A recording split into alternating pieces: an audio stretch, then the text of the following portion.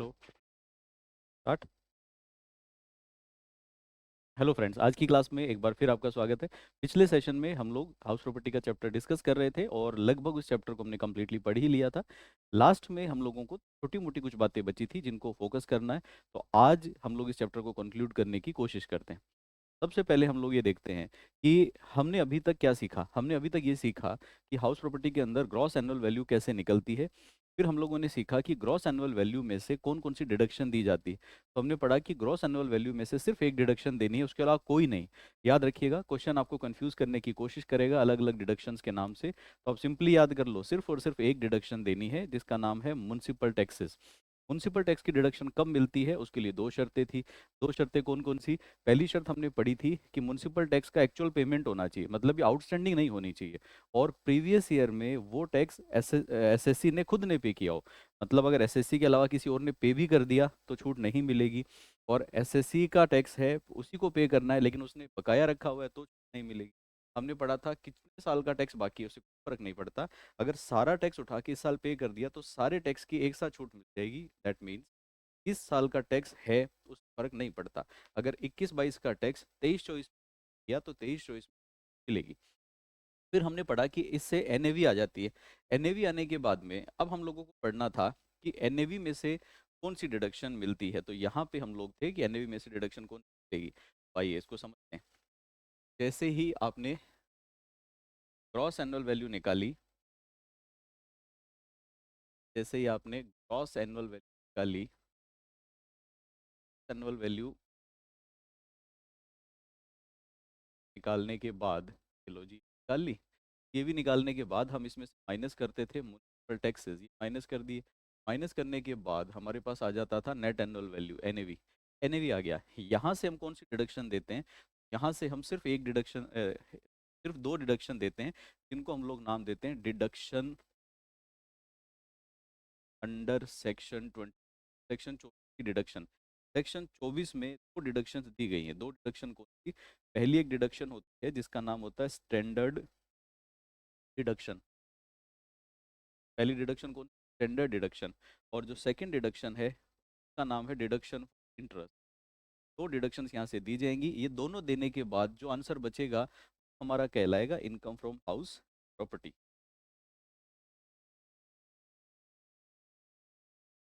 ये हमारा आंसर होगा। इसका मतलब है हम ये दोनों डिडक्शन सीखनी है। अब सबसे पहले बात कर लेते हैं स्टैंडर्ड डिडक्शन की। स्टैंडर्ड डिडक्शन बहुत सिंपल आसान है, इसमें लंबी चौड़ी कैलकुलेशन नहीं है, कोई लॉजिक नहीं। हम ये मानते हैं कि जब भी कोई इनकम अर्न करते हैं तो उस कमाई को करने के लिए हमें खर्चे ज़रूर करने पड़ेंगे। एग्जाम्पल के लिए, एक पर्सन मान लो कि आइसक्रीम बना के बेचता है। तो अगर उसने 10 रुपए की आइसक्रीम बेच दी, ये कह देना कि 10 रुपए की कमाई हो गई, ये गलत है। 10 रुपए की आइसक्रीम बेचने पे उसको कम से कम उस आइसक्रीम को बनाने में, एडवर्टाइज करने में 5-7 रुपए खर्च करने पड़ते होंगे।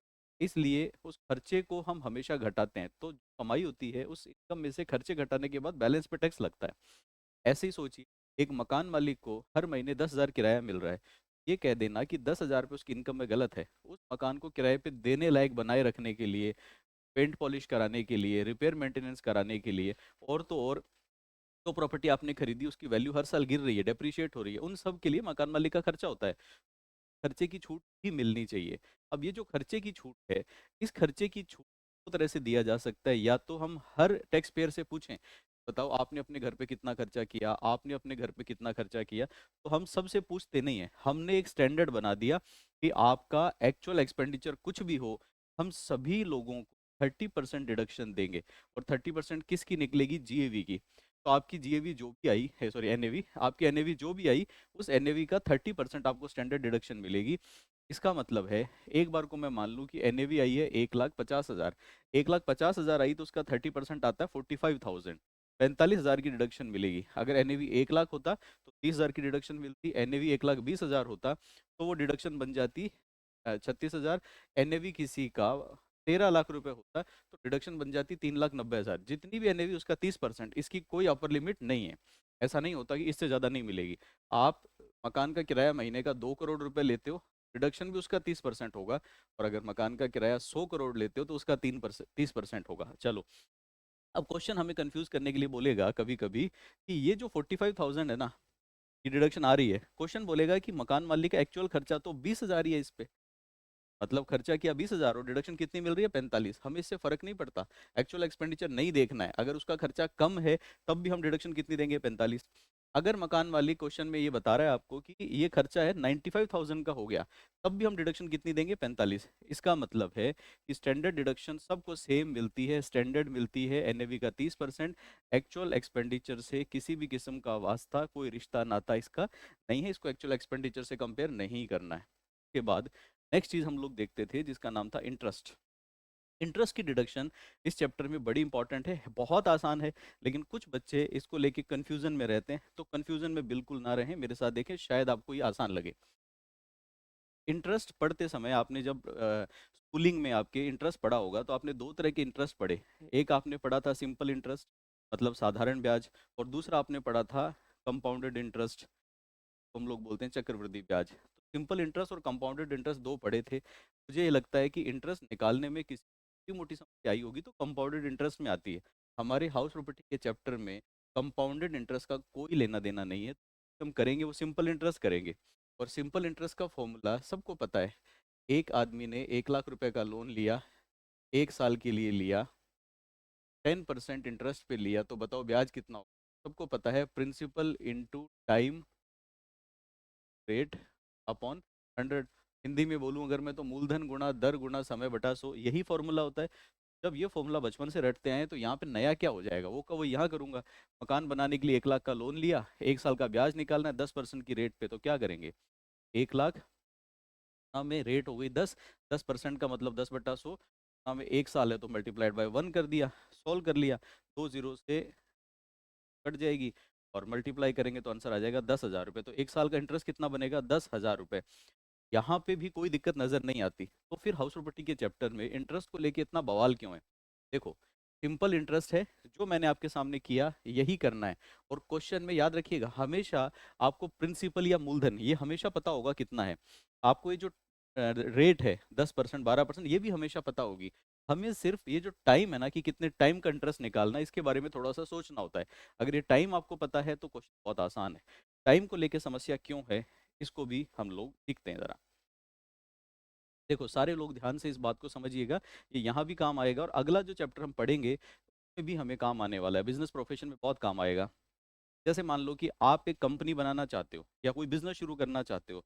बिजनेस करने के बारे में आपने यहाँ पे सोचा, यहाँ पे आपने मन में प्लान बनाया कि अब मैं बिजनेस बनाना शुरू करूँगा, बिजनेस स्टैब्लिश करना शुरू करूँगा। इसी दिन से आपके खर्चे होना शुरू हो जाते हैं। आप दो चार लोगों से मिले, भाई साहब ये बिजनेस कैसे होता है मुझे थोड़ा समझाओ। चार एडवोकेट से मिले कि इसमें लीगल इश्यूज क्या क्या हैं, आप चार्टर्ड अकाउंटेंट से मिले, कंपनी सेक्रेटरी से मिले कि इस कंपनी को रजिस्टर करा दो, और कोई लाइसेंस लेना है तो वो ले लो। तो बिजनेस शुरू होने से पहले ही आपके खर्चे शुरू हो जाते हैं। तो जब आपने बिजनेस के बारे में सोचा, प्रमोटर बने कि मैं बिजनेस को चलाऊंगा, तभी से आपके खर्चे होने शुरू हुए। लेकिन बहुत दिन खर्चे करने के बाद ये वो गोल्डन डे है जिस दिन आपको बिजनेस चालू करने की परमिशन मिली। तो आपका जो ऑपरेशन है, आपका जो बिजनेस है, वो यहाँ से शुरू हुआ। ठीक है, बिजनेस शुरू हुआ इस डेट से, खर्चे पहले ही हो गए। अब बिजनेस शुरू हो गया तो उसके बाद भी खर्चे होंगे, तो इसका मतलब है कि खर्चे बिजनेस में हमेशा होते हैं। कुछ खर्चे बिजनेस शुरू करने के पहले हो जाते हैं, कुछ बिजनेस करने के बाद हो जाते हैं। अकाउंट्स जब हम लोग पढ़ते हैं तो अकाउंट्स के अंदर प्रॉफिट एंड लॉस बनाते समय एक कॉन्सेप्ट होता है जिसका नाम है मैचिंग कॉन्सेप्ट, आप सबने सुना होगा। मैचिंग कॉन्सेप्ट कहता है कि रेवेन्यू जिस पीरियड की लिखो, इनकम जिस पीरियड की लिखो, उसके सामने खर्चे भी उसी पीरियड के घटाना, तब जाके आपका नेट प्रॉफिट ठीक आएगा।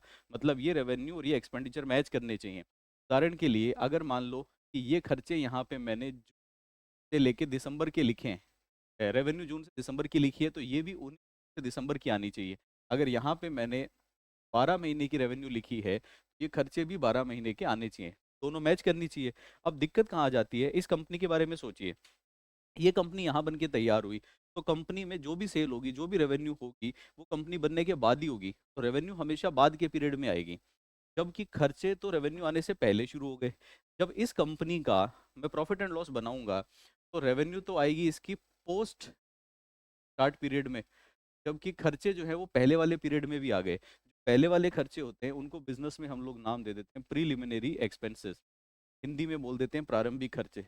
खर्चे व्यापार शुरू करने से पहले हो गए, वो प्रीलिमिनरी या प्रारंभिक कहलाते हैं। झगड़ा ये नहीं है कि बिजनेस शुरू करने के बाद खर्चे उनका क्या करेंगे, उनको तो प्रॉफिट लॉस में माइनस करेंगे ही करेंगे, लेकिन जो पहले खर्चे हो गए क्या करें, उनके अगेंस्ट कोई रेवेन्यू नहीं आती। हमारी अकाउंट्स इस बात को समझती है, और हम लोग कहते हैं कि जो प्रिलिमिनरी एक्सपेंस है ना, इसको भी प्रॉफिट लॉस में माइनस करना चाहिए, लेकिन इसको हम एक बार में माइनस नहीं करते, इसको हम धीरे धीरे टुकड़ों में या इंस्टॉलमेंट में माइनस करते हैं। तो प्रिलिमिनरी एक्सपेंसेस को हम अपनी कमाई में से घटाते हैं, लेकिन टुकड़ों में घटाते हैं, जैसे 5 किस्तों में, 2 किस्तों में, इस तरह से ये काम चलता है। बात को समझते हैं? ठीक ऐसे ही जैसे ये प्रिलिमिनरी एक्सपेंस है, वैसे ही सोचो, आज आपने यहाँ पे मकान का कंस्ट्रक्शन चालू किया, ठीक है, घर का कंस्ट्रक्शन चालू किया। कंस्ट्रक्शन चालू करने के लिए आपने बैंक से लोन ले लिया। लोन लिया 1 लाख रुपए का, ज़्यादा ले लूँ थोड़ा सा, ये लो। लोन ले लिया आपने 10 लाख रुपए का एट द रेट ऑफ 12%, हर साल का 12% ब्याज। 12% के हिसाब से 1 साल का ब्याज निकालूं तो 1 साल का ब्याज लगा करेगा आपका 1,20,000। यहाँ से शुरू हो गया, हर साल 1,20,000 का ब्याज देना।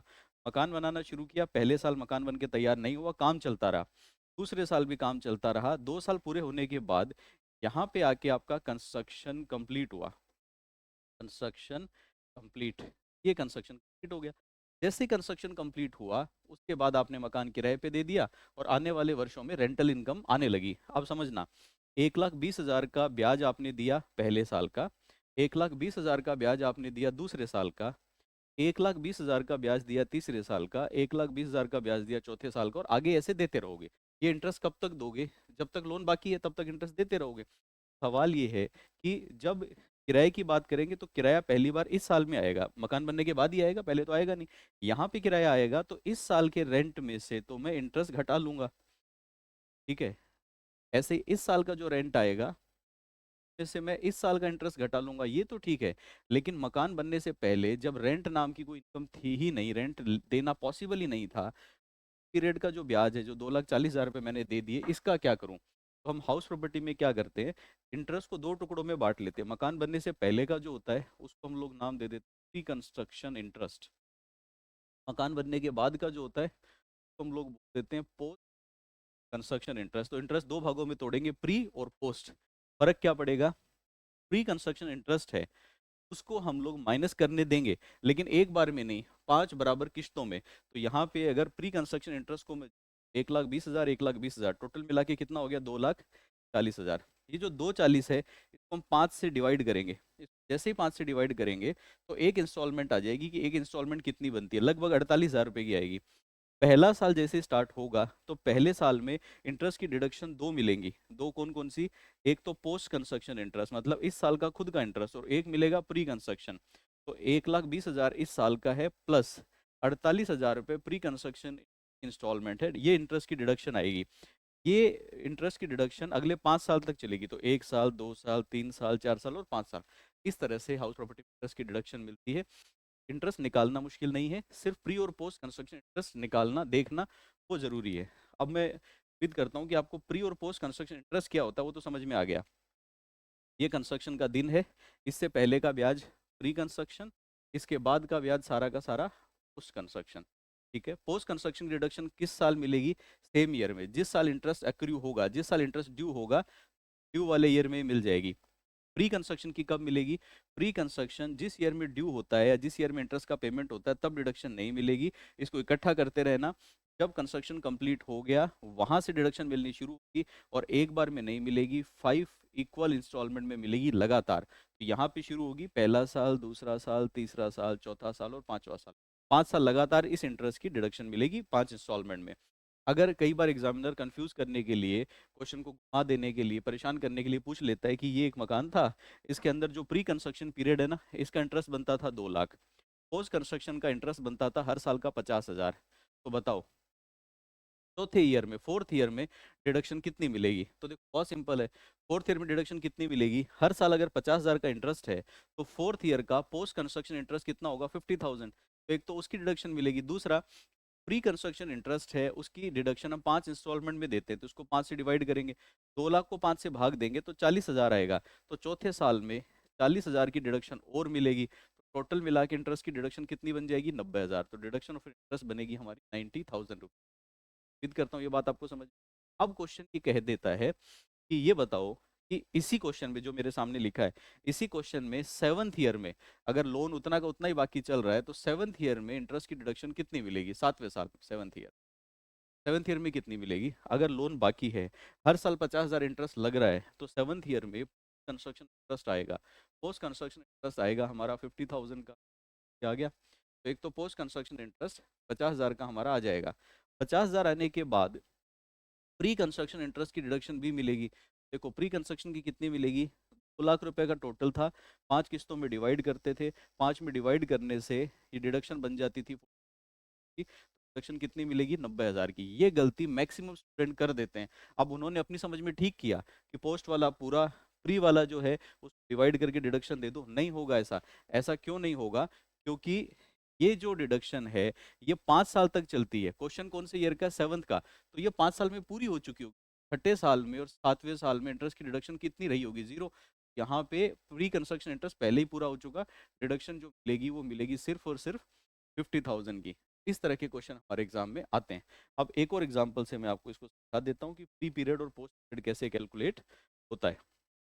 देखो मैं उम्मीद करता हूँ कि आपको प्री और पोस्ट का जो पीरियड है ये समझ में आया होगा। अच्छा एक चीज़ मैं आप लोगों से और बता देता हूँ कि देखो लाइव क्लास जब हम लोग लेते हैं ना, तो क्लास के अंदर मैं नॉर्मली डाउट लेना अवॉइड करता हूँ। उसका कारण है, आप अगर समझदार बच्चे हैं तो समझ बात को, कि जब से ऑनलाइन की दुनिया आई है, ऑनलाइन की दुनिया में पढ़ने वाले जो बच्चे हैं वो बहुत कम है, पढ़ाने वाले टीचर भी बहुत कम है, टाइम पास बहुत ज़्यादा होता है। या तो बच्चे टाइम पास कर रहे होते हैं या टीचर्स कर रहे होते हैं, इवनिंग डाउट्स इन्हीं में टाइम चला जाता है।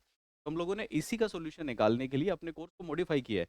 भले ही 5 दिन की क्लास रिकॉर्डेड डाल दो, क्लास हम रोज करते हैं, भले रिकॉर्डेड डाल दो भले लाइव डाल दो, कोई फर्क नहीं पड़ता, लेकिन डाउट नहीं क्लास में। डाउट लेंगे हम लोग छठे दिन, क्योंकि उस दिन सिर्फ वही बच्चा आए जिसको डाउट पूछना है, और बाकी दिन वो बच्चा जिसको डाउट नहीं पूछना, सीरियस क्लास चाहता है तो कंटिन्यूस कम टाइम में क्वालिटी कंटेंट मिले। तो क्लास में आपको 45 मिनट में देता हूँ। अगर मैं डाउट्स के साथ चलूंगा तो आप सभी सवा घंटे 1.5 घंटे स्क्रीन के सामने बैठे रहेंगे। मुश्किल होता है शायद इतनी देर कंसंट्रेशन बनाए रखना, और वो भी टॉपिक जब हमारे इतने कॉम्प्लिकेटेड हो। मेरा जैसा टीचर हो जो हंसी मजाक कम करता है क्लास में, कम क्या नहीं करता है, तो ऐसे में स्क्रीन के सामने देखना थोड़ा डिफिकल्ट होता है, इसलिए मैं डाउट को अवॉइड करता हूँ। तो अगर आप कमेंट करते हैं और मैं डाउट नहीं भी पढ़ता तो उसके लिए निश्चिंत रहें। जब आपकी सैटरडे की डाउट क्लास होगी तो हम लोग पूरी तरह फोकस सिर्फ डाउट्स पे रखेंगे, तो पिछली जितनी क्लासेस हो जाएंगी के रिलेशन में आपका कोई भी डाउट है तो आप खुल के शनिवार की क्लास में पूछें, डाउट क्लास में पूछें, डिस्कशन करेंगे। चलो ये तो आपको समझ में आ गया होगा। अब कई बार क्या होता है, देखो 31 मार्च आई, 31 मार्च को कंस्ट्रक्शन पूरा हुआ, तब तो कोई झगड़ा नहीं है, पिछले साल का इंटरेस्ट सारा का सारा तो प्री हो गया, बाद का पोस्ट हो गया। लेकिन ऐसा तो कभी नहीं हो, ऐसा थोड़ी होता है कि मकान का कंस्ट्रक्शन मुहूर्त देख के और वित्त वर्ष खत्म होने पे, फाइनेंशियल ईयर के एंड पे होगा। मकान का कंस्ट्रक्शन कभी भी पूरा हो जाएगा। कभी कंस्ट्रक्शन पूरा हो रहा होगा 15 अप्रैल को, कभी कंस्ट्रक्शन पूरा हो रहा होगा 12 जून, कभी हो रहा होगा 27 जुलाई को, कभी कंस्ट्रक्शन पूरा हो रहा होगा 15 अगस्त को, कभी भी होगा। तो अगर कंस्ट्रक्शन एक ईयर के बीच में खत्म हुआ तो हम प्री पीरियड और पोस्ट पीरियड को कैसे अलग करेंगे, ये सारा झगड़ा है। और इसी की वजह से लोग जो परेशान रहते हैं ना, बच्चे परेशान रहते हैं हाउस प्रॉपर्टी में, इसी वजह से परेशान रहते हैं। अगर इसको एक बार मेरे साथ साथ ध्यान से देख लोगे तो लाइफ में कभी इस कॉन्सेप्ट में आपको दिक्कत नहीं आएगी। एक छोटा सा एग्जांपल मैं आपके लिए फ्रेम करता हूँ, मेरे साथ साथ यहाँ पे देखिए, और छोटे मोटे सारे एलिमेंट में लेने की कोशिश करता हूँ, आपको अच्छा लगेगा। तो देखो मान लेते हैं कि जो हमारा प्रीवियस ईयर चल रहा है, प्रीवियस ईयर चल रहा है एग्जाम्पल के लिए 2023-24, ठीक है, प्रीवियस ईयर चल रहा है 2023-24। एक मकान है जिसकी रेंटल इनकम क्या है क्या नहीं उस पर मैं नहीं जाऊंगा, मैं सिर्फ इंटरेस्ट की बात करूंगा। तो एक घर है जिसको बनाने के लिए आपने लोन लिया था। ये लोन कब लिया आपने? ये लोन आपने लिया था 1 जुलाई 2000, कब ले लें, 17 को ले लें, 1 जुलाई 2017 को लोन लिया था। लोन था हमारा 2 लाख रुपए at the rate of 10% per annum. तो 2 लाख रुपए का एक लोन लिया, 10% इंटरेस्ट की रेट थी, और हमने 1 जुलाई को लोन ले लिया था। चलो ये बात भी समझ में आ गई, मैं 10% ही रहने देता हूँ। अब उसके बाद कंस्ट्रक्शन चालू हो गया, मान लो कंस्ट्रक्शन धीरे धीरे पूरा होगा, तो कंस्ट्रक्शन को कंप्लीट करते हैं। कंस्ट्रक्शन कंप्लीटेड, कंस्ट्रक्शन पूरा हुआ, कंस्ट्रक्शन पूरा हुआ 31 दिसंबर आपको अच्छा नहीं लग रहा, बीच में ले लूँ, क्योंकि कईयों के क्वेश्चन आएगा कि यार महीने के एंड में ही क्यों पूरा किया, बीच में पूरा कर दो, कर देता हूँ। कंस्ट्रक्शन पूरा हो गया क्रिस्मस, 25/4/21, 25 दिसंबर 2021 को कंस्ट्रक्शन कंप्लीट हो गया। अब क्वेश्चन कहता है कि प्रीवियस ईयर में इंटरेस्ट की डिडक्शन बताओ। ये समझ लीजिए ध्यान से मेरे साथ कि इंटरेस्ट की डिडक्शन कैसे मिलेगी। सबसे पहले तो मैं क्वेश्चन में जो ईयर्स गिवन है उन ईयर्स को ड्रॉ करता हूँ। सबसे पहले देखो लोन कब लिया, सारी कहानी तब शुरू हो जाएगी जब लोन ले लिया। लोन कब लिया? 1 जुलाई 2017 को। आपको अंदाजा लगाना है कि 1 जुलाई 2017 कौन से प्रीवियस ईयर में आता है? 17-18 में आता है ना। तो यहाँ से शुरू करता हूँ मैं, यहाँ से मेरा क्वेश्चन हुआ। ये है 2017, 2017 18, 17-18 का मतलब क्या हुआ? 17-18 का मतलब है 1 अप्रैल 2017 से 31 मार्च 2018, इसी में ये लोन लेने की डेट पड़ रही है। तो 17-18, इसके बाद में 18-19, 18-19 के बाद में 19-20, बाद में 20-21, 20 के बाद में 21-22, 21-22 के बाद में 22-23 और बाद में 23। कहाँ तक खींच के ले जाना है? जहाँ तक आपका प्रीवियस ईयर है। ये मैंने सारे वर्ष इसमें ड्रॉ कर लिए। इसमें से मेरा प्रीवियस ईयर जो है वो कौन सा है उसको देख लो। ये मेरा प्रीवियस ईयर है। तो हम जो इनकम कैलकुलेट करते हैं ना, इनकम हम यहाँ नहीं कैलकुलेट कर रहे, इनकम हम इस प्रीवियस ईयर में कैलकुलेट कर रहे हैं। यहाँ पे हम देख रहे हैं कि इस साल जो एनएवी आएगी उसमें इंटरेस्ट की डिडक्शन कितनी मिलेगी। इंटरेस्ट की डिडक्शन निकालने के लिए मुझे इस पूरे पीरियड को, यहाँ से यहाँ तक का जो पीरियड है, दो टुकड़ों में तोड़ना पड़ेगा, एक प्री कंस्ट्रक्शन एक पोस्ट कंस्ट्रक्शन। प्री कंस्ट्रक्शन और पोस्ट कंस्ट्रक्शन इंटरेस्ट को तोड़ने के लिए आप सबसे पहले ये ढूंढो कंस्ट्रक्शन कंप्लीट कब हुआ। कंस्ट्रक्शन कंप्लीट हुआ है 25/12/2021 को। तो 2021 को ढूंढो, दिसंबर 2021 कौन से प्रीवियस ईयर में आता है? क्या दिसंबर 2021 20-21 प्रीवियस ईयर में आता है, या ये 21-22 प्रीवियस ईयर में आता है? ये आपको ठीक से निकालना है। ये कहाँ पे आता होगा? ये 20-21 में आता होगा, है ना। 20-21 में आएगा, चेक कर लो, या 21-22 में आएगा, ये आपको चेक करना है। दिसंबर 2021 है, दिसंबर 2021 21-22 में आएगा। उसका कारण है 21-22 का मतलब है 1 अप्रैल 2021 से शुरू होके 31 मार्च 2022 को खत्म होने वाले 12 महीने। अगर ये अप्रैल 2021 से शुरू हुआ तो दिसंबर बाद में आएगा। तो इस साल में बीच में यहाँ पे आके कहीं पे कंस्ट्रक्शन कंप्लीट हुआ। मैं इसको हमेशा समझने आने के लिए यहाँ पे एक डेंजर जोन बना लेता हूँ कि हाउस प्रॉपर्टी के क्वेश्चन में डेंजर जोन है वो यही है। ये डेंजर जोन मार्क कर लो। यहाँ पे कंस्ट्रक्शन पूरा हुआ। अब यहाँ जैसे ही कंस्ट्रक्शन पूरा हुआ इस क्वेश्चन से प्री और पोस्ट आ जाएंगे। तो देखो ध्यान देना सभी लोग, जिस ईयर में डेट कुछ भी रही हो, चाहे कंस्ट्रक्शन की डेट क्या थी 25 दिसंबर, बीच में कहीं था, डेट से लेना देना नहीं है, ईयर देखो। अगर 2021 में यहाँ पे कंस्ट्रक्शन पूरा हुआ तो देखो कि ये 21-22 प्रीवियस ईयर कहाँ से शुरू होता है? यहाँ पे, जहाँ पे ये शुरू होता है यहीं से मेरा इंटरेस्ट शुरू हो जाएगा पोस्ट कंस्ट्रक्शन। 1 अप्रैल से ही शुरू हो जाएगा और इसके पहले का जितना भी होगा सारा का सारा हो जाएगा प्री कंस्ट्रक्शन। तो जिस ईयर में कंस्ट्रक्शन पूरा होता है उसके 1 अप्रैल से पोस्ट कंस्ट्रक्शन इंटरेस्ट चालू हो जाता है। और जिस ईयर में कंस्ट्रक्शन पूरा हुआ उसके पहले वाली 31 मार्च, यहाँ पे कंस्ट्रक्शन पूरा हुआ इसके पहले वाली 31 मार्च ये रही, इससे पहले का सारा प्री कंस्ट्रक्शन इंटरेस्ट है। प्री कंस्ट्रक्शन इंटरेस्ट की कैलकुलेशन करो और उसको एक जगह इकट्ठा कर लो। पोस्ट कंस्ट्रक्शन इंटरेस्ट की कैलकुलेशन और उसको अलग कर लो। तो करके दिखाता हूँ। अब हम कैलकुलेट करते हैं कि ये जो प्री कंस्ट्रक्शन इंटरेस्ट है ये कैसे कैसे निकला होगा। देखो मेरे साथ, प्री कंस्ट्रक्शन इंटरेस्ट निकालते हैं। प्री कंस्ट्रक्शन इंटरेस्ट ये निकालते हैं। सबसे पहले देखो कि लोन कब लिया। लोन लिया जुलाई 2017 से। जुलाई 2017 यहाँ आ रहा है तो इससे पहले का जो पीरियड है इसमें तो इंटरेस्ट लगा ही नहीं होगा। इंटरेस्ट यहीं से लगना शुरू हुआ, यहाँ से यहाँ तक, फिर यहाँ से यहाँ तक, फिर यहाँ से यहाँ तक, फिर यहाँ से यहाँ तक। तो ऐसे कर सकते हैं। अब आप इंटरेस्ट निकालना, सिंपल ब्याज जैसे मर्जी निकाल सकते हो। मैं क्या करता हूँ सिंप्लिसिटी के लिए, देखो 1 साल 2 साल 3 साल, 3 साल तो कंप्लीट है, इनका इंटरेस्ट अलग निकाल लूंगा। ये यहाँ पे छोटा सा टुकड़ा इसका अलग निकाल लूंगा। तो देखो इंटरेस्ट निकालते हैं पहले।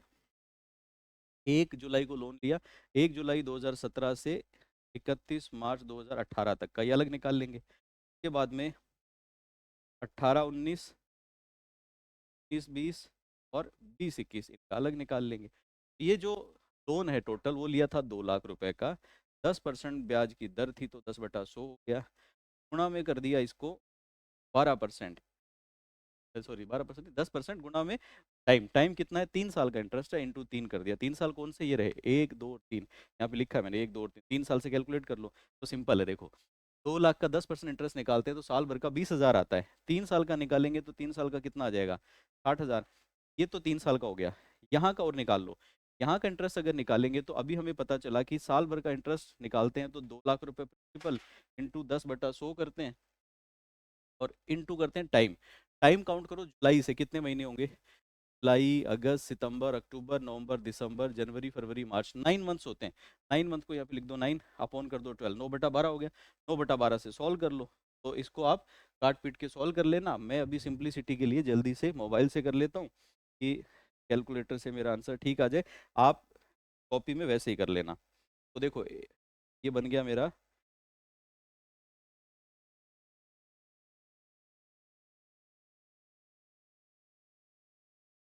15,000 का इंटरेस्ट। आप सॉल्व करोगे तो आ जाएगा 15,000 रुपये का इंटरेस्ट बनता है। चलो अब टोटल प्री कंस्ट्रक्शन इंटरेस्ट देखो, 15 ये और 60 ये, टोटल मिला के बना 75,000 रुपये, 75,000। अब हमें देखना है डिडक्शन कितनी मिलेगी। तो देखो प्री कंस्ट्रक्शन इंटरेस्ट की डिडक्शन कितनी मिलेगी, 75,000 टोटल है, डिवाइड बाय 5 से करना है, 5 किस्तों में मिलेगी।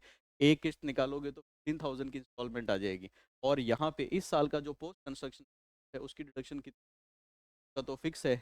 1 साल का इंटरेस्ट निकालना होता है, 2 लाख इंटू 10%, 1 ईयर, ये निकालेंगे तो ये आ जाएगा 20,000 रुपये। सॉल्व कर लो, टोटल डिडक्शन ऑफ इंटरेस्ट आएगी 35,000, 35,000 रुपये। तो इस तरह के हमारे क्वेश्चन आते हैं। अब अगर आपका पेपर मान लीजिए ऑब्जेक्टिव टाइप है तो इतने बड़े सवाल आ नहीं सकते, सवाल आएंगे। और अगर पेपर थ्योरेटिकल है तो बड़े सवाल आएंगे। यहाँ से मैं उम्मीद करता हूँ कि आपको बात समझ में आती है, प्री पोस्ट कंस्ट्रक्शन इंटरेस्ट किस तरह से निकाले जाते हैं। अगर आप चाहें फिर भी तो क्या करें, इसी क्वेश्चन की कॉपी में कॉपी करें, करके अपने आप बिना देखे सॉल्व करने की कोशिश करें, बहुत आसानी से हो जाएगा। ऑब्जेक्टिव टाइप जिनका पेपर है उनको तो बात ध्यान में रखनी है कि डिडक्शन जो है वो किस ईयर से स्टार्ट होती है। Pre construction interest same year में, जिस ईयर का होता है उसी साल छूट मिलती है। पोस्ट कंस्ट्रक्शन इंटरेस्ट जिस साल का होता है उसी साल में छूट मिलती है। प्री कंस्ट्रक्शन इंटरेस्ट जो है उसकी 5 किस्तों, 5 इंस्टॉलमेंट लगातार चलती है। इसका मतलब छठे और सातवें साल में कोई डिडक्शन में नहीं मिलेगी। छठा, सातवां, आठवां, नौवां, 10वां कोई डिडक्शन नहीं। कौन से ईयर में डिडक्शन शुरू हुई, जिस ईयर में कंस्ट्रक्शन पूरा हुआ या बीच में कहीं पूरा हुआ हो उसी पूरे ईयर में ये डिडक्शन मिल जाती है। और प्री कंस्ट्रक्शन इंटरेस्ट कहाँ तक चलता है, जिस ईयर में कंस्ट्रक्शन पूरा हुआ उसके पहले वाली 31 मार्च तक चलता है। ये हमारा बन गया प्री कंस्ट्रक्शन और कंस्ट्रक्शन। अब मैं एक बार आपको इस यहाँ से नोट दिखा देता हूँ। सबसे पहले देखिए deduction under section 24। Deduction under section 20 में पहली डिडक्शन मैंने आपको बताई थी स्टैंडर्ड डिडक्शन। बहुत आसान है, कितनी होती है, 30% ऑफ नेट एनुअल वैल्यू। और इसका एक्चुअल एक्सपेंडिचर से कोई लेना देना नहीं होता। एक्चुअल एक्सपेंडिचर कम हो या ज़्यादा हो डिडक्शन उतनी मिलेगी। कभी कभी क्वेश्चन लेता है कि क्या कोई ऐसे केस हैं जहाँ पे स्टैंडर्ड डिडक्शन दी ही नहीं जाती। यस बिल्कुल है, ऐसे केस हैं जहाँ पे एनएवी जीरो होती है। ऐसे केस जहाँ पे एनएवी नील लेते हैं। अब आपको याद होना चाहिए एनएवी नील कहाँ लेते हैं। एनएवी नील लेते थे हम लोग सेल्फ ऑक्यूपाइड प्रॉपर्टी में। एनएवी नील लेते थे हम लोग उस प्रॉपर्टी में जिसको आप अपने काम धंधे की वजह से, एम्प्लॉयमेंट की वजह से सेल्फ ऑक्यूपाई नहीं कर पाए, किराए पे भी नहीं दे पाए। तो जहाँ पे एनएवी जीरो लेते हैं हम लोग, वहाँ पे हम लोग स्टैंडर्ड डिडक्शन नहीं देते। और ये कहने की बात है, मैं तो कहता हूँ दे दो ना, क्या फर्क पड़ता है। अगर एनएवी जीरो है तो उसका 30% डिडक्शन दोगे भी कितना आएगा, जीरो ही आएगा। लेकिन प्रैक्टिकल क्वेश्चन में चल जाता है कि जीरो है, हमें याद नहीं रहा, हमने 30% डिडक्शन दे भी दी तो जीरो का 30% आएगा। लेकिन जब ऑब्जेक्टिव टाइप क्वेश्चन आ जाता है और क्वेश्चन दिए होते हैं इनमें से स्टैंडर्ड डिडक्शन कहाँ नहीं मिलेगी, तो आपको याद रखना है वो केस है जहाँ पे एनएवी जीरो। के बाद अगला है interest on borrowed capital, interest की डिडक्शन। इंटरेस्ट की डिडक्शन को मैंने आपको बताया दो टुकड़ों में बांटते हैं। इंटरेस्ट की डिडक्शन कब मिलेगी, जब आपने घर के संबंध में लोन लिया हो। ये हो सकता है मकान खरीदने के लिए, ये हो सकता है कंस्ट्रक्शन के लिए, ये हो सकता है रेडीमेड फ्लैट खरीदने के लिए, ये हो सकता है रिपेयर मेंटेनेंस का, कोई सा भी हो सकता है। इंटरेस्ट को दो टुकड़ों में तोड़ेंगे, प्री कंस्ट्रक्शन इंटरेस्ट और प्री के अलावा दूसरा टुकड़ा कौन सा होगा, होगा post construction interest. Pre construction में मैंने बताया कि इसकी डिडक्शन मिलेगी तो सही, लेकिन 5 इक्वल इंस्टॉलमेंट में। और कब से मिलेगी, from the previous year of completion of construction, उस साल जिस साल कंस्ट्रक्शन कंप्लीट हुआ वहां से मिलनी स्टार्ट होगी, 5 बराबर किस्तों में मिलेगी। पोस्ट कंस्ट्रक्शन इंटरेस्ट की डिडक्शन कहाँ मिलेगी, तो इसमें ध्यान से देखो, the interest shall be allowed as deduction in the year in which it becomes due. जिस साल का इंटरेस्ट होता है साल डिडक्शन मिल जाएगी। एक और चीज यहाँ पे याद कर लो, लॉजिकली कॉन्सेप्चुअली बहुत इंपॉर्टेंट है।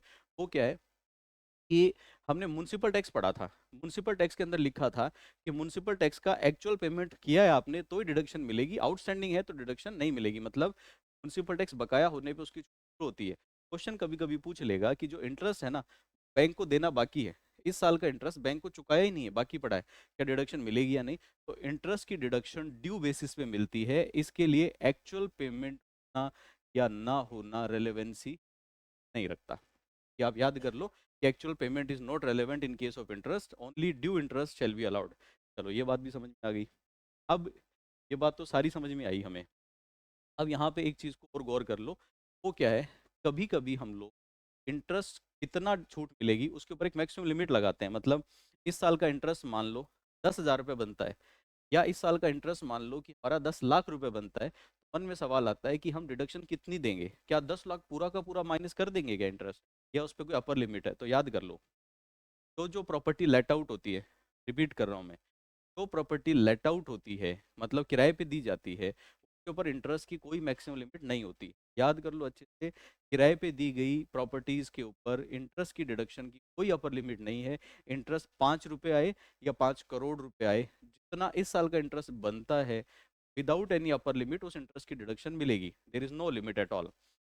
लेकिन अगर आपका इंटरेस्ट जो है वो सेल्फ ऑक्यूपाइड प्रॉपर्टी पे है, जिसकी वैल्यू नील लेते हैं, जिनकी नील वैल्यू लेते हैं, उनके ऊपर अपर लिमिट है। एक बार फिर रिपीट कर दूं मैं, क्या इंटरेस्ट की डिडक्शन, जैसे क्या म्युनिसिपल टैक्स की डिडक्शन की कोई अपर लिमिट है क्या? नहीं, कोई लिमिट नहीं है, जितना म्युनिसिपल टैक्स पे किया सबकी छूट मिलेगी। क्या स्टैंडर्ड डिडक्शन की कोई अपर लिमिट है?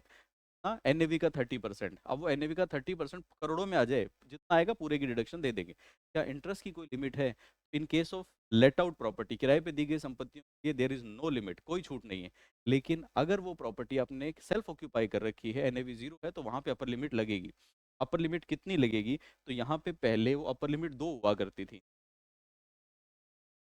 कौन कौन सी? एक होती थी 1,50,000, एक होती थी 30,000। तो दो लिमिट हुआ करती थी, 30,000 और 1.5 लाख। ये जो 1.5 लाख वाली लिमिट है, इसको हमारी गवर्नमेंट ने बढ़ा के 2 लाख कर दिया। तो अब दो लिमिट हैं, या तो आपकी अपर लिमिट होगी 2 लाख रुपए, या होगी 30,000 रुपये। ये जो 2 लाख रुपए की लिमिट है, ये प्रॉपर्टी के टोटल ब्याज की नहीं है, सिर्फ प्रीवियस ईयर की ब्याज की है। मतलब इस साल इंटरेस्ट की डिडक्शन 2 लाख तक मिल सकती है, या यूं समझो हर साल ये डिडक्शन 2 लाख तक मिल सकती है। अच्छे से याद कर लो, हर प्रॉपर्टी पे अप्लाई नहीं होगी, सेल्फ ऑक्यूपाई पे अप्लाई होगी। ये दो लिमिट का क्या फंडा है, 2 लाख और 30,000। इसका मतलब है या तो आपके केस में जो लिमिट होगी वो 30 की होगी, या होगी 2 लाख की। आपको अपना केस चेक करना पड़ेगा कि मेरे केस में कौन सी लिमिट लागू होती है। 2 लाख की लिमिट कब लागू होती है? जब नीचे तीन कंडीशंस हैं, तीनों कंडीशन पूरी कर दोगे तो 2 लाख की लिमिट है। इन तीनों में से कोई सी भी एक कंडीशन आप पूरी नहीं कर पाए, तो लिमिट आपकी 30,000 की हो जाएगी। कंडीशन क्या क्या है? पहली कंडीशन होती है कि लोन आपने लिया, वो लिया हो मकान बनाने के लिए या खरीदने के लिए। Loan shall be taken for acquisition और कंस्ट्रक्शन। इसका मतलब है लोन मरम्मत का, रिपेयर मेंटेनेंस का, पेंट पॉलिश का नहीं होना चाहिए। या तो मकान बनाने का लोन हो या खरीदने का, पहली कंडीशन। दूसरी कंडीशन है loan must be obtained on और आफ्टर 1 अप्रैल 1999। लोन जो आपने लिया वो 1 अप्रैल 1999 को या उसके बाद में लिया, उसके पहले का नहीं होना चाहिए। सेकंड कंडीशन होगी। तीसरी कंडीशन है कि जो कंस्ट्रक्शन आपने स्टार्ट किया वो 5 साल में पूरा होना चाहिए। अगर ये तीनों शर्तें पूरी हो गई, तो आपकी अपर लिमिट जो बनेगी वो 2 लाख की बनेगी। इन तीनों में से कोई भी कंडीशन पूरी नहीं होती, ये जो लिमिट है ये अपने आप 30,000 की हो जाएगी। यहाँ पे देखो, सबसे पहले इंटरेस्ट। इंटरेस्ट के दो टुकड़े, दो टुकड़े कौन कौन से? प्री प्री कंस्ट्रक्शन इंटरेस्ट की डिडक्शन कितनी मिलती है? 100%। पोस्ट कंस्ट्रक्शन की कितनी मिलती है? 5 इंस्टॉलमेंट, 5 किस्तों। फिर इन दोनों का, इन दोनों को करने के बाद में हम देखेंगे क्या कोई दो अपर लिमिट है। अपर लिमिट के लिए दो तरह की प्रॉपर्टी, लेट आउट प्रॉपर्टी किराए पे दी गई, self occupied property. Let out property में कोई अपर लिमिट नहीं है, जितना interest deduction. Self occupied property में कोई लिमिट है क्या? है, या तो लिमिट है 2 लाख की, या लिमिट है 30,000 की। 2 लाख की लिमिट कब होगी? जब तीन शर्तें पूरी होंगी। पहला, लोन आपने लिया हो कंस्ट्रक्शन के लिए या फिर मकान खरीदने के लिए, तो कंस्ट्रक्शन और एक्विजिशन का लोन हो। दूसरी कंडीशन क्या है? लोन आपने 1 अप्रैल 1999 या उसके बाद में लिया हो। तीसरी कंडीशन क्या है? कंस्ट्रक्शन 5 ईयर में पूरा हो गया हो। तीनों शर्तें पूरी कर दो, 2 लाख आपकी अपर लिमिट है। तीनों में से कोई भी कंडीशन मिस, 30 की हो जाएगी। जैसे लोन आपने लिया है, वो लिया रिपेयर मेंटेनेंस वगैरह के लिए, या फिर आपका जो लोन है वो 1/4/99 से पहले का है, उसके पहले ले लिया था, या फिर कंस्ट्रक्शन पूरा होने में 5 साल नहीं लगे, ज़्यादा लग गए, 7 साल में हो गया, 8 साल में हो गया, ये होते ही लिमिट आपकी 30,000 की हो जाएगी। चलो ये बात मुझे लगता है आपको ठीक आ गई। अब यहाँ पे देखो, ये जो मैक्सिमम लिमिट है 2 लाख की, इसके बारे में कंफ्यूजन हो जाता है। कैसे? हमने पढ़ा था कि मान लो एक एसएससी है, के पास में दो सेल्फ ऑक्यूपाइड प्रॉपर्टी है, ये पहली प्रॉपर्टी सेल्फ ऑक्यूपाइड, दूसरी property self occupied. Self occupied हमने पढ़ा था कि दो सेल्फ ऑक्यूपाइड तक एनएवी जो लेते हैं वो जीरो लेते हैं, तो वैल्यू जीरो लेंगे। अब इन दोनों पे लोन चल रहा है और दोनों पे लोन 2 लाख रुपए से ज़्यादा है, तो हम डिडक्शन देंगे तो 2 लाख इसमें से और 2 लाख इसमें से, ऐसा नहीं करेंगे। इन दोनों प्रॉपर्टी की जो टोटल मिला के लिमिट है वो टोटल मिला के ही मैक्सिमम लिमिट 2 लाख या 30,000 होगी। इसका मतलब है कि ये जो लिमिट है ये प्रॉपर्टी वाइज नहीं होती है। रिपीट कर रहा हूँ, ये जो लिमिट है ये प्रॉपर्टी वाइज नहीं होती, ये एसएससी वाइज होती है। तो एक करदाता के लिए 1 साल में लिमिट 2 लाख रुपए की है। अगर मान लो इसके पास तीसरा मकान और होता और वो लेट आउट होता, इस लेट आउट मकान पे इस साल का इंटरेस्ट 5 लाख है, ये 5 लाख पूरा अलाउड होगा, इस पे कोई डाउट नहीं है। डाउट सिर्फ सेल्फ ऑक्यूपाइड पे है, जितनी सेल्फ ऑक्यूपाइड सबका मिला के 2 लाख रुपए, इससे ज़्यादा नहीं होगा। चलो, ये हमारी बात पूरी हो जाती है इंटरेस्ट की डिडक्शन के बारे में। अब यहाँ पे एक छोटा सा पॉइंट है, इन एडमिसिबल डिडक्शन, ऐसी छूट नहीं दी जाती। वो क्या है? वन लाइन में याद कर लो आप। अगर कभी भी आपने ब्याज का पेमेंट करना है या किया है, तो अगर आपने ब्याज का पेमेंट करना है और उस पर आप टीडीएस काटना भूल गए, एक नाम सबने सुना है आपने, टीडीएस, ब्याज का पेमेंट करना है जिसके ऊपर आप टीडीएस काटना भूल गए, इंडिया के बाहर ब्याज का पेमेंट किया, टीडीएस नहीं काटा, तो आपको इंटरेस्ट की डिडक्शन नहीं मिलेगी। तो वन लाइन में याद कर लो, इंटरेस्ट की डिडक्शन लेने के लिए अगर टीडीएस काटना जरूरी था, आपके ऊपर टीडीएस अप्लाई होता था, टीडीएस आपको काटना होगा। एग्जाम के लिए बड़ा सिंपल है, ऑब्जेक्टिव वाले बच्चों के लिए तो बड़ा ही सिंपल है। क्वेश्चन में वन लाइन में लिखा होगा कि इतना इतना इंटरेस्ट बनता है और टीडीएस नोट डिडक्टेड, टीडीएस नहीं काटा, बताओ छूट कितनी? आंसर आएगा जीरो। टीडीएस नहीं काटा तो ये रूल सारे फेल हो जाएंगे, जीरो डिडक्शन मिलेगी, टीडीएस होना जरूरी। चलो आगे चलते हैं, अगला देखते हैं, taxability of recovery of unrealised rent and arrear of rent received. ये क्या चीज़ है? देखो, कभी कभी क्या होता है कि हमने पढ़ा था कि एक मकान मालिक ने मकान किराए पे दिया, किराएदार से 12 महीने का किराया वसूलना था, किराएदार ने 6 7 8 महीने का किराया दे दिया, 4 महीने का बाकी छोड़ा हुआ है। हमने पूरा जोर लगा लिया, बार बार मांग रहे हैं, वो किराया दे नहीं रहा, किराया नहीं वसूल पा रहे, उसको हम अनरियलाइज रेंट। फिर हमने पढ़ा कि अनरियलाइज रेंट अगर आपने प्रूव कर दिया कि आपने मकान भी खाली करा लिया है, आपके किसी मकान में किराए पे भी वो नहीं रहता है, और आपने जो लीगल स्टेप होते हैं किराया वसूली के वो कर लिए, तो ऐसे में आपको अनरियलाइज रेंट की डिडक्शन मिल जाती थी। मान लो कि 2017-18 में आपने वो बकाया किराया अनरियलाइज रेंट की डिडक्शन ले ली।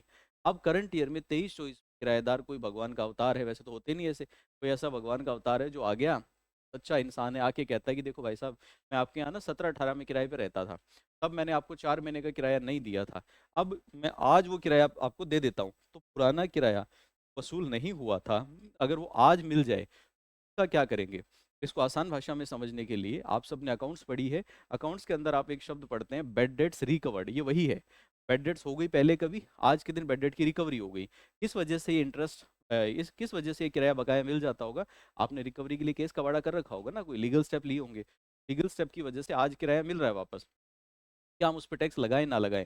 बड़ा सिंपल है, जिस साल ये रिकवरी होगी उस साल हम रिकवरी पे टैक्स लगाएंगे। क्वेश्चन कहेगा 2023-24 में 50,000 रुपये अनरियलाइज रेंट रिकवर हुआ, तो हम 50,000 करंट ईयर की इनकम में जोड़ देंगे। क्या उसमें से कोई डिडक्शन देंगे? यस देंगे, उसमें से स्टैंडर्ड डिडक्शन देंगे 30% की। तो 50,000 का किराया वसूल हुआ, 30% स्टैंडर्ड डिडक्शन दे दो, 15,000 माइनस कर दो, बाकी टैक्सेबल। ठीक ऐसे ही इसी का एक छोटा भाई होता है जिसका नाम है एरियर, ये तो अनरियलाइज था। एक और है एरियर। एरियर क्या होता है? मान लो कि इस साल अभी मई का महीना चल रहा है, मैं मई के महीने में किराएदार को कहता हूँ कि मैं किराया बढ़ा रहा हूँ, किराएदार कहता है, वैसे तो लड़ेगा किराएदार कि नहीं नहीं नहीं किराया मत बढ़ाओ। देखो बड़ी मज़ेदार बात है, मई के महीने में किराया बढ़ा रहा हूँ, किराएदार वैसे लड़ने आ जाएगा, लेकिन मैं कहता हूँ किराया मई के महीने में बढ़ा रहा हूँ, आज के बाद का तो बढ़ेगा सो बढ़ेगा, पिछले 2 साल का किराया भी बढ़ा के लूंगा। जब किराया बैक डेट से बढ़ता है तो पिछली डेट से बढ़ा हुआ किराया इकट्ठा मिल रहा है आपको, एरियर कहलाता है। पिछले साल का किराया अगर बैक डेट से बढ़ा दिया जाए, किराया आता है, वो एरियर कहलाता है। आपके माइंड में क्वेश्चन आएगा कि क्या इलॉजिकल बात है, किराया जब हम फ्यूचर में बढ़ाते हैं तब तो किराएदार मानता नहीं, बैक डेट से कैसे मान जाएगा? नॉर्मली नहीं मानता। लेकिन कई बार क्या होता है, एक किराएदार मकान खाली नहीं कर रहा, के साथ मेरा रेंट एग्रीमेंट हुआ था, रेंट एग्रीमेंट के अंदर लिखा था कि किराया हर साल 10% बढ़ेगा, किराएदार बढ़ा के दे नहीं रहा, मैंने कोर्ट में जाके केस कर दिया, केस में जीत गया और कोर्ट ने बोला कि एग्रीमेंट की शर्तों के हिसाब से या तो मकान खाली करो और साथ में जो पिछला किराया है वो 10% की रेट से ज़्यादा दो। कोर्ट के ऑर्डर की वजह से पिछला किराया बढ़ा हुआ मिल जाता है, उसको हम बोलते हैं एरियर। एरियर जब मिलेगा ये भी जिस साल मिलेगा उस प्रीवियस ईयर में टैक्सेबल होगा, और उसमें भी 30% की डिडक्शन मिलेगी। तो सिंपल करें इसको, एरियर में डिडक्शन कितनी 30%, अनरिलाइज में कितनी 30%, टैक्सेबल किस ईयर में, उस प्रीवियस ईयर में जिस ईयर में ये रिसीव हो, ईयर में मिल जाएगा उस ईयर में टैक्सेबल होगा। तो हम बोलते हैं taxability of recovery of analyse rent और एरियर ऑफ रेंट। अब चलते हैं हम लोग अगली चीज में। अगली चीज है जिसका नाम है को ऑन्ड प्रॉपर्टी। को ऑन्ड प्रॉपर्टी का मतलब होता है ऐसी प्रॉपर्टी जिसके एक से ज्यादा मालिक हैं। मैं और मेरा भाई दोनों एक प्रॉपर्टी के मालिक हैं, को ऑन्ड प्रॉपर्टी कहलाएगी। हम चार भाई हैं, चार भाई बहन हैं, चारों प्रॉपर्टी के कंबाइंड मालिक हैं। तो ऐसी प्रॉपर्टी जिसका मालिक एक सिंगल आदमी ना हो, एक से ज्यादा हो, वो कौन प्रॉपर्टी कहलाती है। इसमें क्या समस्या है, कोई समस्या नहीं है। इन प्रॉपर्टीज में हम क्या करते हैं, ये जो कौन प्रॉपर्टी है दो तरह की हो सकती है, सेल्फ ऑक्यूपाइड या किराए पे दी हुई। जैसे मान लो कि मेरे दादाजी की पुरानी हवेली थी, और मेरे पिताजी, उन्होंने मान लो कि चार भाई हैं, जस्ट एग्जांपल के लिए, चारों के चारों दादाजी की हवेली में रहते हैं, तो प्रॉपर्टी कौन सी कहलाएगी, सेल्फ ऑक्यूपाइड। और इसकी वजह ऐसा होता है कि उन्होंने अपने अपने घर बना लिए, और जो दादाजी वाली हवेली है वो उन्होंने किसी होटल को किराए पे दे रखी है, तो वही प्रॉपर्टी कौन सी बन जाती है, लेट आउट। तो दोनों प्रॉपर्टी हो सकती है। अगर कौन प्रॉपर्टी सेल्फ ऑक्यूपाइड हो तो क्या करेंगे, कुछ नहीं करेंगे, उसकी एनुअल वैल्यू है वो ले लेंगे जीरो। ठीक है, तो कौन प्रॉपर्टी सेल्फ ऑक्यूपाइड हो तो एनुअल वैल्यू जीरो। अगर एनुअल वैल्यू जीरो होती है तो उस केस में म्युनिसिपल टैक्स, स्टैंडर्ड डिडक्शन की छूट नहीं मिलती, लेकिन इंटरेस्ट की मिलती है। और इंटरेस्ट की छूट कितनी मिलेगी, सेल्फ ऑक्यूपाइड प्रॉपर्टी में ये लिमिट या तो लगेगी 30,000 या लगेगी 1 लाख, सॉरी या लगेगी 2 लाख, या तो 30,000 या 2 लाख, वो लिमिट यहाँ भी लागू होगी। और ये जो लिमिट है ये एक एक एसएससी पे लागू होगी। तो चार भाई हैं, चारों की लिमिट अलग अलग होगी, चारों की 2-2 लाख रुपए की लिमिट हो जाएगी। अगर ये प्रॉपर्टी लेट आउट है तो हम क्या करेंगे, हम सबसे पहले मानेंगे कि ये प्रॉपर्टी एक ही है, एक ही मालिक है इसका, एक प्रॉपर्टी मान के इसकी वैल्यू निकाल लेंगे। फाइनल वैल्यू जो आएगी, चार भाई हैं तो चारों टुकड़ों में बांट देंगे, तो ये लेट आउट प्रॉपर्टी कहलाती है। के बाद इसमें कोई टेक्निकल है ही नहीं कि जिसमें आपको दिमाग लगाना पड़े, बड़ा सिंपल है।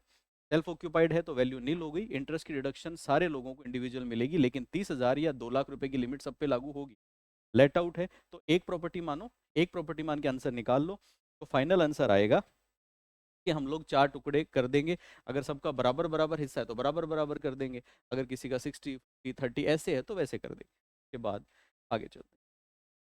ये हमारा लास्ट कॉन्सेप्ट होता है जिसका नाम है डीम्ड ऑनरशिप। ये क्या चीज़ है, देखो इंपॉर्टेंट सवाल ये है कि हमने ये तो पढ़ लिया कि मकान से किराया मिलता है तो उस पर टैक्स निकालते कैसे हैं। एक सवाल मन में आता है कि हम टैक्स किस से ले। हमने पहले पहले चार्जिंग सेक्शन में पढ़ा था, वो सिंपल जवाब था। चार्जिंग सेक्शन में लिखा था कि इस चैप्टर में इनकम तब टैक्सेबल होती है जब आप मकान के मालिक हो, किराया मिलता है वो मकान का मालिक होना चाहिए। वहाँ पे हमने पढ़ा था कि अगर आप उप किराए पे या सब लेटिंग पे मकान देते हो तो हाउस प्रॉपर्टी में टैक्सेबल नहीं होता। कुछ लोग इसका फ़ायदा उठाएंगे, जैसे मैं, मान लो कि मेरे नाम में एक मकान है जिसका किराया मुझे मिल रहा है और मेरी इनकम में जुड़ेगा, तो वो किराया मुझे मिलता है तो मुझे टैक्स देना पड़ता है। ऐसा क्यों, इंडिया में मान लो 5 लाख तक की इनकम एग्जाम्प्ट है, टैक्स नहीं देना होता। मकान का किराया मुझे मिल रहा है 2 लाख, मेरी इनकम है 4 लाख, 4 लाख पहले से, 2 लाख का मकान किराया मुझे मिलेगा तो इनकम में जुड़ के कितना बन जाएगा, 6 लाख। 5 से ऊपर हो गया, टैक्स देना पड़ जाएगा। मैंने क्या किया, वो मकान अपनी वाइफ के नाम में कर दिया। ऐसे में 5 लाख रुपए की इनकम मेरी कम रह जाएगी, मेरी तो चार ही थी तो 5 से कम रह जाएगी। वाइफ को 2 लाख का किराया मिलेगा तो उसको और कोई इनकम है नहीं, उसको 2 लाख की इनकम आएगी, वो भी 5 लाख से कम हो गई। दोनों 5 लाख से कम है, हाउस प्रॉपर्टी की इनकम पे टैक्स लगना बंद। ऐसा ना हो इसके लिए कॉन्सेप्ट बनाया गया जिसका नाम है सेक्शन 27 या डीम्ड ऑनर। डीम्ड ऑनर का कॉन्सेप्ट ये कहता है कि कुछ ऐसे केसेस हैं जहाँ पे अगर आप प्रॉपर्टी के असली मालिक नहीं भी है ना तो आपको मालिक मान लेंगे। मतलब ये वो लोग हैं जिनको मालिक मान के हम उनसे टैक्स ले लेते हैं। पहला कौन सा है, पहला है transfer of property, where the property is transfer to spouse. Important line है, याद कर लो, प्रॉपर्टी ट्रांसफर टू स्पाउस और माइनर चाइल्ड। अगर आपने कोई भी प्रॉपर्टी अपनी पति या पत्नी को ट्रांसफर की है या अपने बच्चे को ट्रांसफर की है तो हम मालिक उनको नहीं मानेंगे, मालिक आप ही को मानेंगे, टैक्स आपसे ही लेंगे। यहाँ पे एक लिखा हुआ है एक्सेप्ट माइनर मैरिड डॉटर। लेकिन अगर आपने प्रॉपर्टी अपने माइनर को ट्रांसफर की, वो माइनर डॉटर है और मैरिड है, शादीशुदा माइनर बेटी को प्रॉपर्टी ट्रांसफर की, तो मालिक आपको नहीं मानेंगे, उसी को मानेंगे। ऐसा क्यों, ये झमेला कोई आदमी क्यों कर रहा है, बच्चों के नाम प्रॉपर्टी ट्रांसफर क्यों कर रहा है, किराए की इनकम पे टैक्स बचाने के लिए। अगर प्रॉपर्टी आपने अपनी माइनर बेटी को दे दी और उस माइनर बेटी को दे दी जिसकी शादी कर रखी है, ऐसे में ससुराल वाले आपको प्रॉपर्टी वापस कर दे, किराया आपको लेने दे, बड़ी बात है, टैक्स कहाँ बचाओगे, तो ये एक केस है। लेकिन ये कैसे होना चाहिए, विदाउट एडिक्वेट कंसिडरेशन। का मतलब है मैंने अपनी धर्मपत्नी को संपत्ति दी, फ्री फोकट में दी, गिफ्ट में दे दी, बिना पैसे के दे दी, तो ही ये रूल लागू होगा। अगर मैंने पूरे पैसे लेके वाइफ को ये प्रॉपर्टी बेची है तो ये रूल रेगुलेशन लागू नहीं होते। दूसरा है होल्डर ऑफ इम्पार्शियबल स्टेट। इम्पार्शियबल स्टेट का मतलब है ऐसी संपत्ति जिसका बंटवारा नहीं हो सकता। हमने पढ़ा था ना एचयूएफ वगैरह उन सबका केस। मान लो कोई ऐसी संपत्ति है जो मेरे पूर्वज की संपत्ति है, दादा परदादा से चली आ रही है, और हमारे फैमिली के नियमों के हिसाब से प्रॉपर्टी का बंटवारा नहीं हो सकता। बंटवारा नहीं हो सकता तो उस पर टैक्स कौन देगा, उसका किराया तो आ रहा है। तो ऐसे में जो पर्सन उस प्रॉपर्टी को होल्ड करता है वो टैक्स देगा, भले ये नाम किसी के भी हो। तो एक ऐसी प्रॉपर्टी जो 5-10 भाइयों की है, सबका हिस्सा है, उनमें से एक भाई उसका किराया खा रहा है, तो होल्ड करता है आज के दिन वही उसके ऊपर मालिक मान के टैक्स देगा। अगला लिखा हुआ है मेंबर ऑफ कोऑपरेटिव सोसाइटी। ये क्या चीज़ है? मैंने आपको बताया था कि जो अपार्टमेंट्स बनते हैं ना, उन अपार्टमेंट्स में एक छोटी सी बिल्डिंग बिल्डर ने ली, उसके अंदर 17, 70, 100, 7,000 अपार्टमेंट बना दिए, दुनिया भर के अपार्टमेंट बना दिए। जमीन है, उसका मालिक उनमें से होता है। और कभी कभी क्या होता है कि जो मकान आपने खरीदा ना, आप उसके भी मालिक नहीं होते। बड़ा रिपीट, बिल्डर ने एक प्रॉपर्टी पे बहुत सारे फ्लैट बनाए और फ्लैट आपको बेच दिया, लेकिन कागजों में आप मालिक नहीं हो। क्यों मालिक नहीं हो? ऐसे में बिल्डर क्या करता है, सबसे पहले एक हाउसिंग कोऑपरेटिव सोसाइटी बनाता है। हाउसिंग कोऑपरेटिव सोसाइटी बना के सारे मकानों का मालिकाना हक सोसाइटी को देता है। और सोसाइटी अपने नियमों में लिखती है कि जो भी हमारा मेंबर बनेगा तो बदले में एक मकान में रहने का हक मिलेगा। ये मेंबर होने के नाते मकान में रहने का हक मिलता है। मैं मकान का डायरेक्ट मालिक नहीं हूँ। और ऐसे में अगर सोचिए, अगर आप मकान किराए पे देते हैं तो किराया आप ही को आपको हम ओनर मान लेंगे। ये है आपका मेंबर ऑफ कोऑपरेटिव सोसाइटी। अगला देखो, अगला है person in position of a property. आप कोई ऐसे पर्सन हो, प्रॉपर्टी आपकी नहीं है लेकिन आप उसके पोजीशन में हो। एग्जांपल के लिए मान लो कि एक संपत्ति पे कब्जा मेरा है 20 साल से, उसका मालिकाना हक अभी भी डिस्प्यूटेड है, कोर्ट में डिस्प्यूट चल रहा है, इसका मालिक कौन, इसका मालिक कौन। लेकिन अभी मेरे कब्जे में जब तक है तब तक कागजों में मालिक कोई भी हो, डीम्ड ओनर मानेंगे और टैक्स मेरे से लेंगे। एक और है, इसका नाम है person having right in property for a period not less than 12 years. अगर कोई भी व्यक्ति एक संपत्ति प्रॉपर्टी लीज पे ले लेता है और लीज का पीरियड 12 साल से ज़्यादा है, तो फिर उसी को मालिक मानेंगे जिसने लीज पे ली। और 12 साल से कम है तो आपको मालिक नहीं माना जाएगा। ये सारी की सारी बातें जो है ये यहाँ पे आके ख़त्म हो जाती है। और अब देखो, यहाँ पे हमारा हाउस प्रॉपर्टी का चैप्टर जो है वो पूरी तरह से conclude हो जाता है। अब मैं उम्मीद करता हूँ कि आप इस चैप्टर अच्छे से रिवाइज करेंगे 2 बार 3 बार। हम मिलेंगे अगली क्लास में। हम मिलेगा एज पर शेड्यूल आपकी डाउट क्लास हो जाएगी। डाउट क्लास में जो आप डाउट होंगे डिस्कस कर लेंगे। तब तक के लिए पढ़ते रहिए, अगले चैप्टर के साथ मिलते हैं। Thanks a lot.